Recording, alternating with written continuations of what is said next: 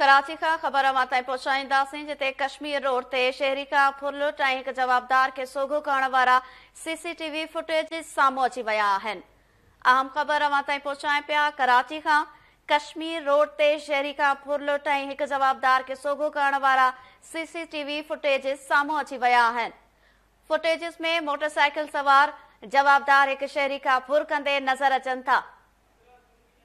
इन जा वधीक तफ़सील मालूम कंदासीं। लाइन ते मौजूद आहे KTN न्यूज़ जो रिपोर्टर अब्दुल्ला सोलंकी। जी अब्दुल्ला सोलंकी, छा तफ़सील आहिनि?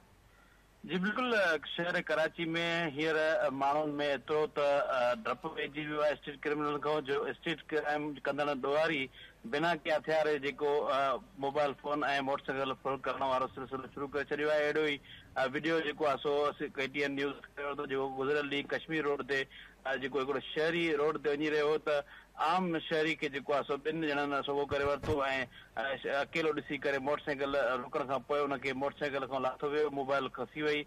हुन खां पोइ जेको आहे सो हुनखे धमकियूं ॾिनियूं वियूं, जॾहिं त अहिड़े जेको आहे सॼे मामले जा CCTV फुटेज KTN जी स्क्रीन ते तव्हां ॾिसी सघो था, जेके ख़ासि तौर ते शहरी जेको आहे कोशिशि कई मज़ामत जी, पर उन्हनि ॾोहारनि वटि हथियार न आया। उहे ॾोहारी हुननि खे ईअं सम्झ हरणी वांगुरु जेको आहे हुनखे निपोड़े विया ऐं हुन खां पोइ उन्हनि खां मोटरसाइकिल वठी करे फरार थी विया। जॾहिं त वीडियो कराची शहर जे मुख़्तलिफ़ जेको आहे ग्रुपनि ते पिणु जेको आहे जारी थी वियो आहे। अहिड़ो वीडियो जारी थियण खां पोइ जेके पुलिस ते केतिरा ई सवाल निशान थी विया आहिनि।